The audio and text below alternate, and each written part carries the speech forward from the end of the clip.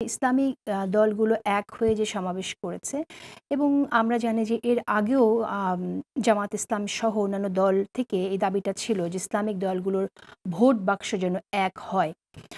এবং কালকে বেশ কিছু দাবি এসেছে এই সমাবেশ থেকে। আপনি কিভাবে দেখছেন?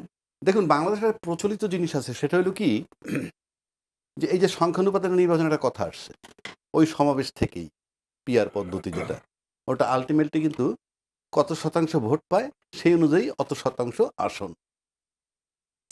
এটা প্রচলিত অর্থ যদি জানতে সবাই বলবেই যে এদের জনসমর্থন নাই, এদের জনসংখ্যা কম, ভোটার এদের কম দেয়, এই কারণে তারা এই কৌশলটা অবলম্বন করতেছে। এবং এইটা বলা অমূলক কিছু নয়, এটা যৌক্তিক তাদের মত, মানে যারা এটা বলতেছে।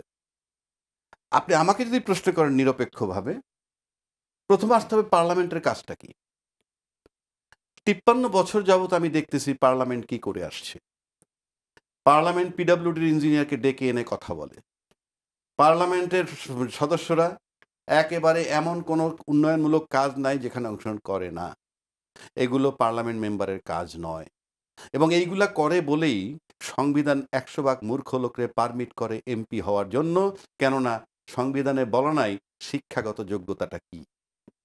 আচ্ছা, যে আপনি আপনি অন্য আলোচনায় চলে গেছেন। হুম, আপনি যেটা বলতে চাইছেন যে পার্লামেন্টে কারা যাবে এবং পার্লামেন্টে যারা যাবে তারা আইন প্রণয়নের বাইরে আর কি করতে পারবে না পারবে সে হ্যাঁ, ব্যাপারটা নিশ্চয়ই একটি আলোচনার ব্যাপার। হ্যাঁ। আমরা সেটা নিয়ে কথা বলব। কিন্তু আমি আপনার কাছে জানতে চেয়েছি কালকের যে সমাবেশ এবং সমাবেশ থেকে যে ঘোষণা এসেছে এবং আমরা দেখতে পাচ্ছি যেন এটি জোট হতে যাচ্ছে।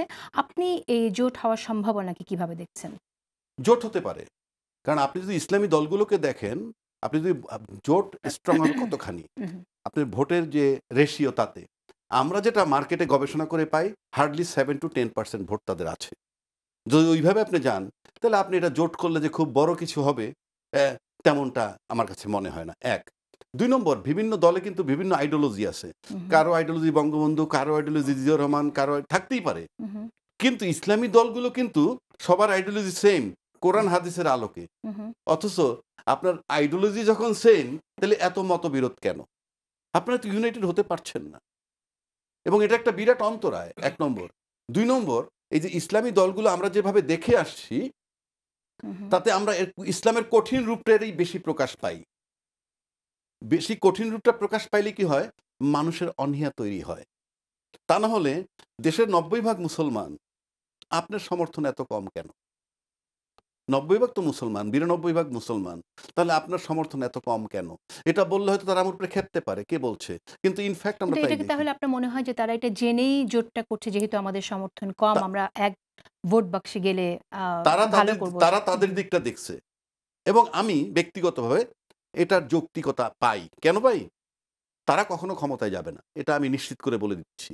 কিন্তু আপনি যখন পার্লামেন্টে আইন প্রণয়ন করবেন, তখন তো সব মতের লোক আপনার থাকা দরকার। আপনি যদি আইন করে ফেলবেন, আপনি দেখেন যদি ১০০ ভোট হয়, ইতিমধ্যে এই আলোচনাটা হইছে। হুম, হুম, ১০০ ভোটের মধ্যে যদি দুদুভাইদের ভোট ৩৫ টা বা ৪০ টা আছে, ফর হুম, এক্সাম্পল। বাকি ৬০-৬৫ টা কিন্তু তাদের বিরুদ্ধে।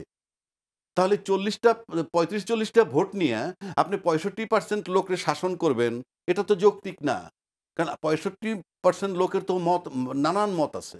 আচ্ছা, সুতরাং আমরা এই প্রসঙ্গে আসবো। কারণ পিআর পদ্ধতিতে নিম্নকক্ষে আলোচনা আমার মনে হয় যে আমরা অনেক দূর পর্যন্ত আলোচনা দেখেছি। দলগুলো বসেছে এবং কথা হয়েছে। সর্বশেষ যেটা আমরা জানতাম যে উচ্চকক্ষে পিআর হবে কিনা সেরকম একটি আলোচনা ছিল। কিন্তু এখন গতকালের সমাবেশে আমরা দেখলাম চরমোনাইয়ের পীর এবং সেখানে গোবিন্দচন্দ্র প্রামাণিক এখানে ছিলেন এবং তারা বলছেন যে পিআর পদ্ধতি নিম্নকক্ষে না হলেও নির্বাচনে তারা যাবেন না। এবং ঠিক জামাতের নেতাও একই কথা বলেছেন। তো আপনার কাছে জানতে চাইছি যে ঠিক এই সময়ে এসে নিম্নকক্ষের পিআরকে সামনে আনার কারণটাকে যদি অন্য কেউ ভুলভাবে ব্যাখ্যা করে, হুম, যেটা নির্বাচনকে পিছিয়ে দেওয়ার জন্য একটা অভিসন্ধি কিনা, আপনি সেটার ব্যাখ্যায় কি বলবেন? কি জবাব দেবেন যে এটা নির্বাচন আসলে দেখেন পিছানোর কিনা? সাথে কোনো সম্পর্ক নেই এটা। এটা সংস্কারের আলোচনা হচ্ছে। আর নির্বাচন পিছানোর যেটা বলেন, সেটা কিন্তু লন্ডনে একটা প্রেস কনফারেন্স হইছে। সেই প্রেস কনফারেন্সে কি বলছে? হুম, হুম, মধ্য ফেব্রুয়ারি ধরে নিছে বর্ডার লাইন, হুম, নির্বাচন হতে পারে মধ্য ফেব্রুয়ারিতে। কিন্তু প্রশ্ন হচ্ছে, তার আগে কিন্তু কিছু বিষয় দৃশ্যমান হতে হবে। তার ভিতরে আছে জুলাই চার্টার, সংস্কার এবং বিচার। এগুলো একটা দৃশ্যমান অগ্রগতি দেখতে হবে। ওকে। আচ্ছা, এখন এই দৃশ্যমান অগ্রগতি যদি আপনি দেখেন, আপনি তো ফেব্রুয়ারি পর্যন্ত ওয়েট করতে পারবেন না। আপনাকে তো নভেম্বরে তফসিল দিতে হবে। সুতরাং আপনি বড়জোর অগাস্ট সেপ্টেম্বরের মধ্যে এটা দৃশ্যমান হতে হবে। এটা গেল নাম্বার 1। নাম্বার 2, পাওয়ারের ব্যালেন্সে একটা কথা বলা হচ্ছে রাষ্ট্রপতি এবং প্রধানমন্ত্রীর। আপনি যদি শুধুমাত্র সংসদ সদস্যদের ভোটে প্রেসিডেন্ট বানান, হুম, ধরেন পাওয়ার ব্যালেন্স করা হইলো যে দুদু ভাই প্রেসিডেন্ট, আমি প্রধানমন্ত্রী, আমরা একে অপরকে ছাড়া চলতে পারবো না, একজন আরেকজনের উপর নির্ভরশীল। কিন্তু সংসদ সদস্যদের ভোটে যদি রাষ্ট্রপতি হয়ে যায় এবং সংসদ সদস্যদের যারা সংসদে যারা মেজরিটি থাকবে, তাহলে তো প্রধানমন্ত্রী আর রাষ্ট্রপতির ভিতরে কোনো পার্থক্য নাই, যদি তার হুম, দলের প্রেসিডেন্টই আসে। হুম। সে কারণে ওরা চাচ্ছে ওই যে ৭০,০০০ মিনিমাম আচ্ছা, ঠিক ইলেকট্রাল ভোট। আছে, আসবো এখানে। আরেকটা তার কথা মানে বলি, আপনি ১ হ্যাঁ। মিনিটে শেষ করে হুম, দিই। আপনি বাংলাদেশে একটা বিরাট নিদর্শন আছে যে পাওয়ারের ভারসাম্য থাকলে অবস্থাটা কি হয়, সেটা ইউনূস সাহেবের দিকে তাকায় দেখেন।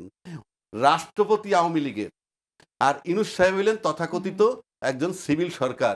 এইবার বুঝেন কি অবস্থার মধ্যে আচ্ছা, আমি দুইজন একটু আছে। এটা আমরা গোবিন্দচন্দ্র প্রামাণিককে যখন দেখলাম তখন আমার কাছে মনে পড়লো তিনি কদিন আগে বলেছিলেন যে বাংলাদেশে রন্ধ্রে রন্ধ্রে আহ, ধর্মান্ধদের প্রভাব আছে। ঠিক ২ দিন আগে এই কথাটি তিনি বলেছেন। শুধু তাই না, এর আগেও কিন্তু অভিযোগ আছে তিনি অখণ্ড ভারত দেখতে চেয়েছিলেন। তো তাদেরকে যখন একসাথে দেখছি তখন আমার মনে হচ্ছে ঠিক কেন? মানে তাকে স্টেজে যখন দেখছি, আপনি আসলে আপনার ব্যাখ্যা কি? আপনি কি মনে করেন? শোন, আমরা যে আলোচনাটা করতেছি তাতে একজন ইন্ডিভিজুয়াল, এমন একজন ইন্ডিভিজুয়ালকে নিয়ে আসছেন, সে কিন্তু নাইদার ইম্পর্টেন্ট ইন বাংলাদেশ নর very much acceptable in India.